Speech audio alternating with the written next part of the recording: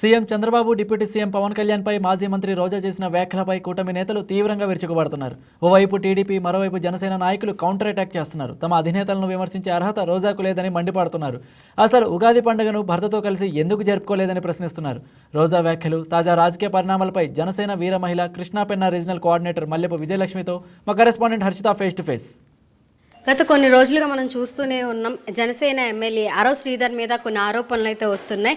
ఎవరైతే హర్ష వీణా అని ఆవిడ ఉన్నారో ఈ మధ్యన కూడా కొన్ని వీడియోస్ అయితే అప్లోడ్ చేసి నన్ను ఇలా వేధించారంటూ కూడా ఎమ్మెల్యే ఆరవ్ శ్రీధర్ మీద కొన్ని నెగిటివ్ కేసులు అయితే పెట్టడం జరిగింది. మరి వాటి గురించి కూడా ఈరోజు మరొక వీడియో ఆవిడ అప్లోడ్ చేయడం జరిగింది. ఆ వీడియోలో ప్రత్యేకంగా ఏంటంటే మాకంటూ బెయిల్ ఉంది, మేము కండిషనల్ బెయిల్ మీద బయట తిరుగుతున్నాం. అలాంటి పరిస్థితిలో ఆరవ్ శ్రీధర్ ఎట్లా బయటకు వెళ్ళి పార్టీ కార్యక్రమాల్లో పాల్గొంటాడు అనేది ఒక వీడియోగా తను చెప్పడం జరిగింది. నిజంగా అది జరిగిందా, లేకపోతే ఏమైనా పార్టీ వ్యక్తిగతంగా ఏమైనా జరుగుతుందా అనే విషయం గురించి మాట్లాడటానికి మనతో కృష్ణాపెన్న కోఆర్డినేటర్ విజయలక్ష్మి గారు మనతో ఉన్నారు. ఆవిడతో మాట్లాడదాం. అసలు ఏంటి పార్టీ, జనసేన పార్టీలో ఏం జరుగుతుంది, ఎన్నడూ లేని విధంగా ఎందుకు ఇన్ని ఆరోపణలు బయటకు వస్తున్నాయి అనేది ఆవిడ మాటల్లో తెలుసుకుందాం. నమస్తే మేడం, చెప్పండి. మీరు ఈరోజు పొద్దున వినే ఉంటారు, హర్ష వీణా మళ్ళీ ఒక వీడియోని పెట్టడం జరిగింది.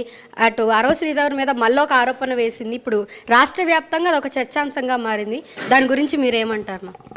ముందుగా నేను ప్రజలకు తెలియజేసేది ఏంటంటే, జనసేన పార్టీకి ఆరవ్ శ్రీధర్ గారి ఎమ్మెల్యే గారు వ్యక్తిగత జీవితానికి ఎటువంటి సంబంధం లేదు.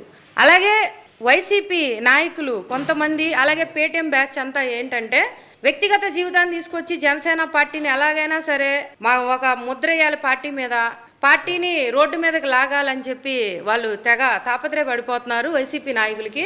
నేను వైఎస్ఆర్సీపీ నాయకులకి చెప్పేది ఏంటంటే, మీ నాయకులు ఫస్ట్ చూసుకోండి ఎన్ని వీడియోలు బయటకు వచ్చే, ఎంత దారుణంగా వాళ్ళు మహిళలతో ప్రవర్తించారు, మహిళల గురించి ఎలా మాట్లాడారు, ఇవన్నీ కూడా వీడియోలు ఉన్నాయి. అలాగే నేను ప్రజలకు తెలియజేసేది ఏంటంటే, జనసేన పార్టీ అధ్యక్షులు పవన్ కళ్యాణ్ గారు మహిళలకు ఎప్పుడు పెద్దపీట వేస్తూనే ఉంటారు.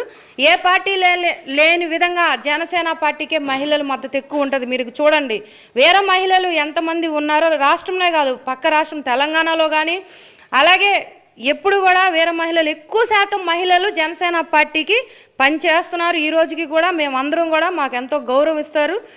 ఎమ్మెల్యే గారి వ్యక్తిగత జీవితానికి పార్టీకి ఎటువంటి సంబంధం లేదని నేను తెలియజేస్తున్నాను.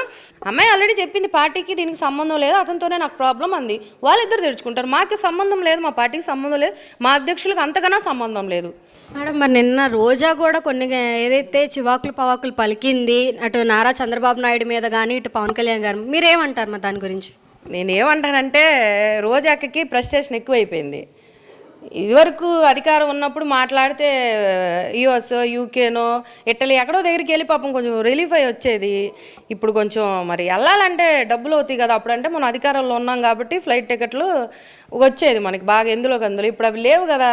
ఆమెకి ఇక్కడే ఉండిపోవడం వల్ల ఫ్రస్ట్రేషన్ ఎక్కువైతే ప్రజలు ఏంటంటే ఓడగొట్టి కూర్చోబెట్టారు కదా. నెక్స్ట్ కూడా ఆమెకి ఏం ఉండదు. పవన్ కళ్యాణ్ గారి గురించి మాట్లాడితే నేను గుర్తున్నాను, నేను ఉన్నాను అని ప్రజలు గుర్తుపెట్టుకుంటారు.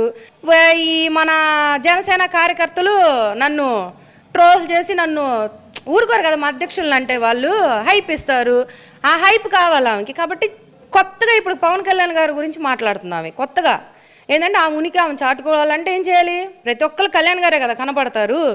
ఆ హైప్ కోసం కళ్యాణ్ గారిని విమర్శిస్తుంది. కళ్యాణ్ గారిని విమర్శించేంత స్థాయి ఆమెకి లేదని నేను తెలియజేస్తూ, రోజా గారు ఏం మాట్లాడారు, నిన్న ఉగాది కదా, పవన్ కళ్యాణ్ గారి సతీమణి ఎందుకు తీసుకురాలేదు అని మేము అడిగిన క్వశ్చన్ ఏంటి?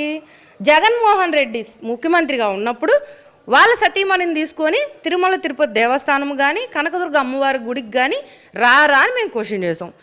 పవన్ కళ్యాణ్ గారు ముఖ్యమంత్రి అయితే ఖచ్చితంగా వారి సతీమణితోనే పట్టు వస్త్రాలు తీసుకొని తిరుపతి అయినా కనకదుర్గ అమ్మవారి గుడికైనా ఖచ్చితంగా వస్తారని నేను రోజా గారికి తెలియజేస్తూ, నేను అడుగుతున్నా ఆమెకి ఎందుకు, నీకెందుకు? పవన్ కళ్యాణ్ గారు ఇంట్లో వాళ్ళ విషయాలు మీకెందుకు? పవన్ కళ్యాణ్ గారి గురించి మాట్లాడండి. వాళ్ళ సతీమణి గారు ఏమన్నా రాజకీయాల్లో ఉన్నారా? మేము జగన్మోహన్ రెడ్డి గారిని అడిగింది ఏంటి, నువ్వు అడిగేదేంటి? ఆయన ముఖ్యమంత్రిగా ఉన్నారు కాబట్టి వాళ్ళ సతీమణితో పట్టు వస్త్రాలు, ఇప్పుడు చంద్రబాబు నాయుడు గారు ఉన్నారు, భువనేశ్వర్ గారితో వెళ్ళి పట్టు వస్త్రాలు ఇస్తున్నారు కదా, అలాగే ఇవ్వాలి. ఈయన ఎందుకు 5 ఏళ్ళలో ఎప్పుడైనా ఇచ్చాడా? అమ్మవారికి కానీ మన మూల నక్షత్రం రోజు దసరా టైంలో అమ్మవారికి తీసుకొచ్చి ఇస్తారు. ఎవరు ముఖ్యమంత్రిగా ఉన్నా ఇచ్చారా? అలాగే వెంకటేశ్వర స్వామికి తీసుకెళ్ళే వాళ్ళు ఇచ్చారా? మరి చంద్రబాబు నాయుడు గారు ఎలా తీసుకొచ్చి ఇస్తున్నారు వాళ్ళ సతీమణితో కలిసి? అంతే కదా, మేము అది క్వశ్చన్ చేస్తే దానికి దీనికి ఏంటి సంబంధం? పవన్ కళ్యాణ్ గారు కూడా ముఖ్యమంత్రి అయితే ఖచ్చితంగా ఇస్తారు.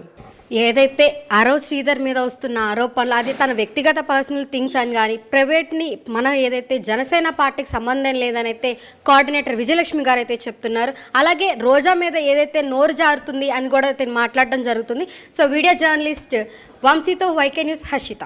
Please subscribe to YK TV Network. Please subscribe to YK TV. Please watch YK News. Don't forget to subscribe YK News channel.